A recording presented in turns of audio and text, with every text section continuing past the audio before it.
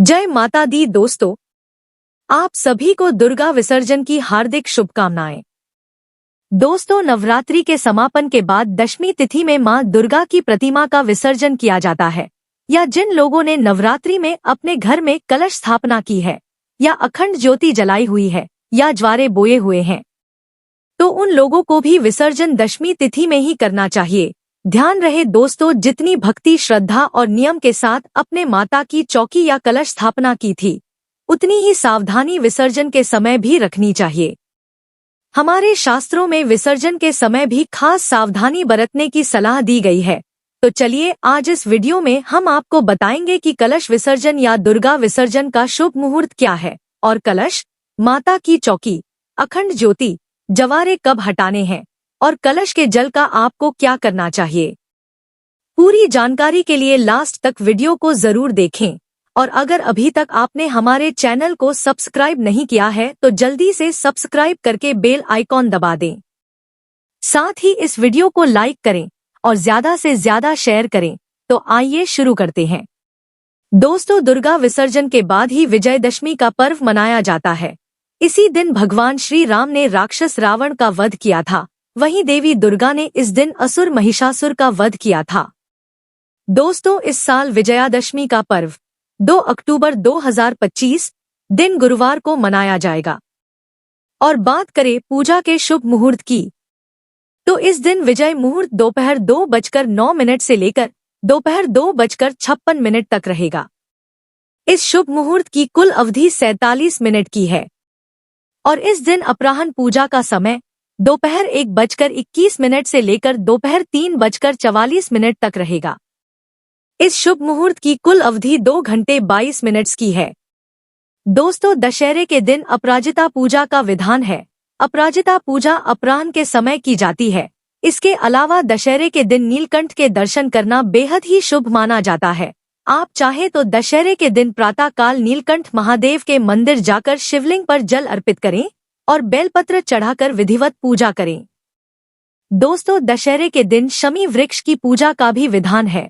यह सभी कार्य दोपहर के समय ही किए जाते हैं और रात के वक्त रावण का दहन किया जाता है। आप एक तांबे के लोटे में जल लेकर शमी वृक्ष की जड़ में जल अर्पित करें और 3 बार परिक्रमा करें। दोस्तों, जब श्री राम रावण से युद्ध करने गए थे तो उससे पहले उन्होंने भी शमी वृक्ष की पूजा की थी।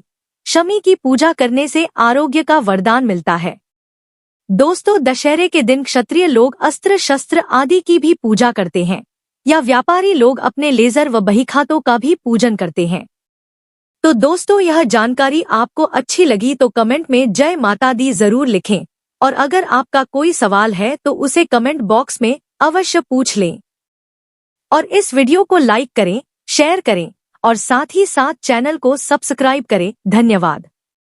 और जिन लोगों ने मां दुर्गा की मिट्टी की प्रतिमा घर में स्थापित की है, तो वह दुर्गा विसर्जन भी इसी शुभ मुहूर्त में ही करें। या जिन लोगों ने माता की चौकी, कलश या जवारे आदि रखे हैं, तो वह इस शुभ मुहूर्त में ही पूजन की सामग्री को विसर्जित करें। दोस्तों, कलश या माता की चौकी हटाते समय विशेष सावधानी रखें। कुछ लोग बहुत जल्दबाजी में कलश और सभी सामग्री हटाते हैं, तो ऐसी गलती ना करें।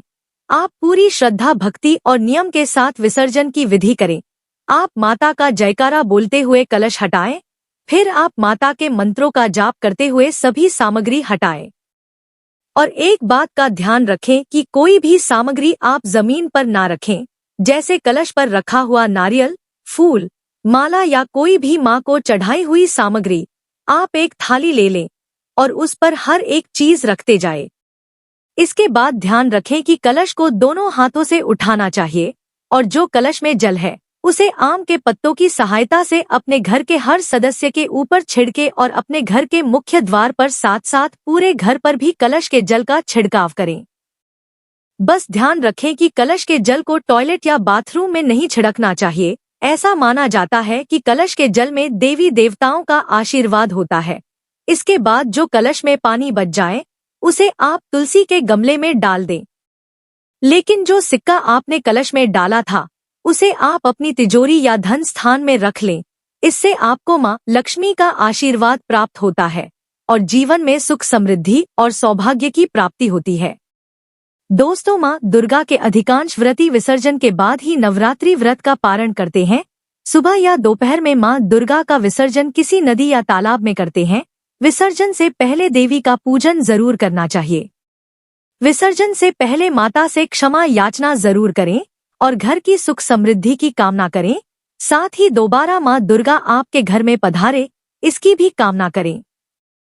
और जो जवारे हैं उनका परिवार में बांटकर इसका सेवन करना चाहिए। कुछ जवारे आप लॉकर में भी रख सकते हैं और बचे हुए जवारों को किसी नदी में विसर्जित कर दें और फिर मिट्टी के कलश को नदी या स्वच्छ जल में प्रवाहित कर दें। कलश में रखे नारियल और अन्य पूजन सामग्री को भी जल में प्रवाहित कर देना चाहिए। कलश हटाते समय उसके अक्षत को लाल कपड़े में बांधकर मुख्य द्वार पर टांगने से नकारात्मक ऊर्जा दूर होती है। कलश और अखंड ज्योति में बंधे कलावा को धीमे से खोलकर अपने हाथों में बांध लें। इससे आपको अच्छी सेहत का आशीर्वाद मिलता है। दोस्तों, दुर्गा विसर्जन के बाद ही विजयदशमी का पर्व मनाया जाता है। इसी दिन भगवान श्री राम ने राक्षस रावण का वध किया था। वहीं देवी दुर्गा ने इस दिन असुर महिषासुर का वध किया था। दोस्तों, इस साल विजयादशमी का पर्व 2 अक्टूबर 2025 दिन गुरुवार को मनाया जाएगा। और बात करें पूजा के शुभ मुहूर्त की, तो इस दिन विजय मुहूर्त दोपहर 2:09 से लेकर दोपहर 2:56 तक रहेगा। इस शुभ मुहूर्त की कुल अवधि 47 मिनट की है और इस दिन अपराह्न पूजा का समय दोपहर 1:21 से लेकर दोपहर 3:44 तक रहेगा। इस शुभ मुहूर्त की कुल अवधि 2 घंटे 22 मिनट की है। दोस्तों, दशहरे के दिन अपराजिता पूजा का विधान है। अपराजिता पूजा अपराह्न के समय की जाती है। इसके अलावा दशहरे के दिन नीलकंठ के दर्शन करना बेहद ही शुभ माना जाता है। आप चाहे तो दशहरे के दिन प्रातः काल नीलकंठ महादेव के मंदिर जाकर शिवलिंग पर जल अर्पित करें और बेलपत्र चढ़ाकर विधिवत पूजा करें। दोस्तों, दशहरे के दिन शमी वृक्ष की पूजा का भी विधान है। यह सभी कार्य दोपहर के समय ही किए जाते हैं और रात के वक्त रावण का दहन किया जाता है। आप एक तांबे के लोटे में जल लेकर शमी वृक्ष की जड़ में जल अर्पित करें और 3 बार परिक्रमा करें। दोस्तों, जब श्री राम रावण से युद्ध करने गए थे तो उससे पहले उन्होंने भी शमी वृक्ष की पूजा की थी। शमी की पूजा करने से आरोग्य का वरदान मिलता है। दोस्तों, दशहरे के दिन क्षत्रिय लोग अस्त्र शस्त्र आदि की भी पूजा करते हैं या व्यापारी लोग अपने लेजर व बहीखातों का भी पूजन करते हैं। तो दोस्तों, यह जानकारी आपको अच्छी लगी तो कमेंट में जय माता दी जरूर लिखें और अगर आपका कोई सवाल है तो उसे कमेंट बॉक्स में अवश्य पूछ लें। और इस वीडियो को लाइक करें, शेयर करें और साथ ही साथ चैनल को सब्सक्राइब करें। धन्यवाद।